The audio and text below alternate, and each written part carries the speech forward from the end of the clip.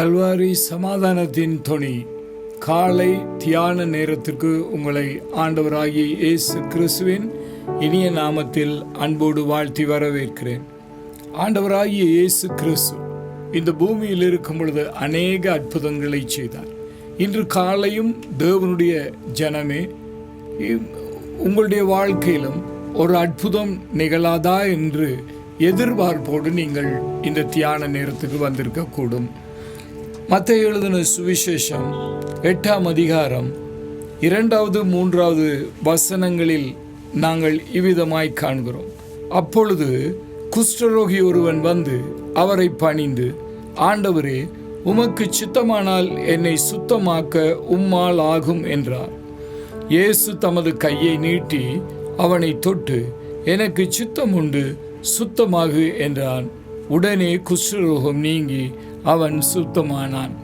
அருமையான தெய்வத்தின் ஜனமே, இந்த காலை பொழுதிலும் ஒரு அற்புதத்தை நீங்களும் ஆண்டவரிடத்திலே எதிர்பார்க்கலாம். அங்கே குஷ்டரோகி மிகவும் வேதனை நிறைந்தவனாய், அவனுடைய குடும்பத்தால் புறக்கணிக்கப்பட்டு, அவனுடைய சமுதாயத்தால் அவன் ஒதுக்கப்பட்டு, பாளையத்துக்கு புறம்பாக குஷ்டரோகி அந்த நாட்களில் வாழ்ந்து கொண்டிருந்தான். அவனுடைய இருதயத்திலோ தான் இந்த பூமியில் நன்றாய் வாழ வேண்டும் என்கிற ஒரு எதிர்பார்ப்பு இருந்தது. ஆனால் அன்றைக்கு இருந்த யூத சமயத்தின்படி, அனுசரணங்களின்படி, அங்கே குஷ்டரோகம் தோன்றின மனிதன் பாளையத்துக்கு புறம்பாக, அங்கே ஒருவரும் இல்லாத புறம்பான எல்லையிலே அவன் குடியிருக்க வேண்டும். இவ்விதமாய் குடியிருக்கும் பொழுது அவ்வழியாக அங்கே இயேசு வருகிறார் என்று அவன் கேள்விப்பட்டு அந்த இடத்துல இயேசுவை நோக்கி கதறுகிறான். ஆண்டவரே, உமக்கு சித்தமானால் என்னை சுகமாக்கும் என்று ஆண்டவரிடத்திலே கேட்டான். அதை நாங்கள் இவ்விதமாயும் சொல்லலாம். ஆண்டவரே, உங்களுக்கு விருப்பமானால் என்னுடைய வாழ்க்கையை, என்னுடைய வியாதியை குணமாக்கும் என்று நாம் ஆண்டவரிடத்திலே கேட்கலாம். இதே போன்றுதான் அந்த குஷ்டரோகம் நிறைந்த மனிதன், ஆண்டவரே, உமக்கு சித்தமானால் என்னை சுத்தமாக்கும் என்று சொல்லி கண்ணீரோடு கதறினான். இயேசு அவனுடைய கரத்தை பிடித்து, எனக்கு சித்தம், நீ சுகமாகு என்று அங்கே கட்டளையிட்டார். அந்த நிமிஷத்திலே அந்த குஷ்டரோகி சுகமானான். பிரியமானவர்களே, வேதாகமத்தில் குஷ்டரோகம் மனிதனுடைய பாவத்துக்கு ஒப்பிட்டு பேசப்படுகிறதை நாம் காண்கிறோம்.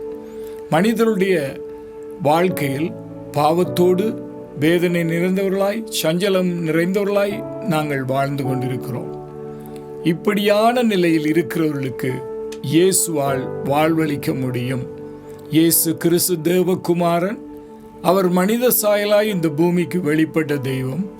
அவர் மனிதனுடைய பாவங்கள், அக்கிரமங்கள், மீறுதலை தன்னுடைய சரீரத்திலே சுமந்தவராய் கல்வாரியிலே இரத்தம் சிந்தி பாடுபட்டு மரித்து அங்கே அடக்கம் செய்யப்பட்டார்.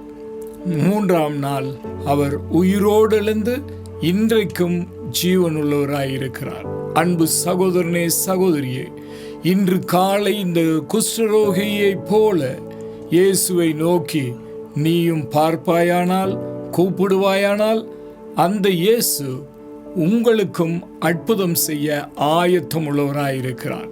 குஷ்டரோகி சொன்னான், ஆண்டவரே, உமக்கு சித்தமானால் என்னை சுத்தமாக்கும் என்று சொல்லி, இன்று கர்த்தரை நோக்கி நீங்களும் கூப்பிடுவீர்கள் என்று சொன்னால், கர்த்தராய் இயேசு உங்கள் வாழ்க்கையில் அற்புதம் செய்ய ஆயத்தம் உள்ளவராயிருக்கிறார். அவர் சொன்ன வார்த்தை என்ன? எனக்கு சித்தம், நீ சுகமாகு.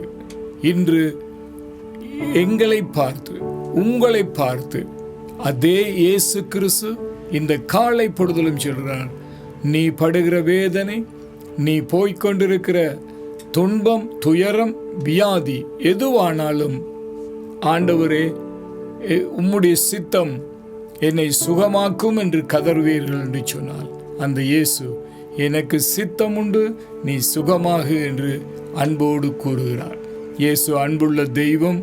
எங்களுடைய வாழ்க்கையில் இருக்கிற எல்லா துன்பங்கள், துயரங்களிலிருந்து விடுதலை கொடுத்து, சமாதானத்தையும் ஆறுதலையும் கொடுத்து, வழி நடத்துகிற தெய்வம். குஷ்டரோகியை கூசாமல் தொட்டு சுகமாக்கிய அந்த அன்பு நிறைந்த இயேசு உங்கள் வாழ்க்கையிலும் உங்கள் பாவத்திலும் சாபத்திலும் மீறுதலிலும் விடுவித்து உங்களுக்கும் சுகத்தை அற்புதத்தை செய்ய அவர் ஆயத்தமுள்ளவராயிருக்கிறார். ஜெபிப்போம். சர்வ வல்லமை நிறைந்த பிதாவே, குஷ்டரோகியை கூசாது தொட்டு சுகமாக்கியது போல இந்த வேளையிலே இந்த தியான நேரத்திலே யாரெல்லாம் கண்ணீரோடு அப்பா இயேசுவே உமக்கு சித்தமானால் என் வேதனை நீங்கட்டும் என்று கதறுகிறார்களோ, ஒவ்வொருவருடைய கதறலையும் நீர் கேட்பீராக. நீர் அற்புதமாய் அவர்களுக்கு விடுதலை கொடுத்து ஆச்சரியமாய் பதில் அனுப்புவீராக. இயேசு கிறிஸ்துவின் நாமத்தில் ஒப்புக் கொடுத்து ஜெபிக்கிறேன் நல்ல பிதாவே. ஆமேன், ஆமேன், ஆமேன்.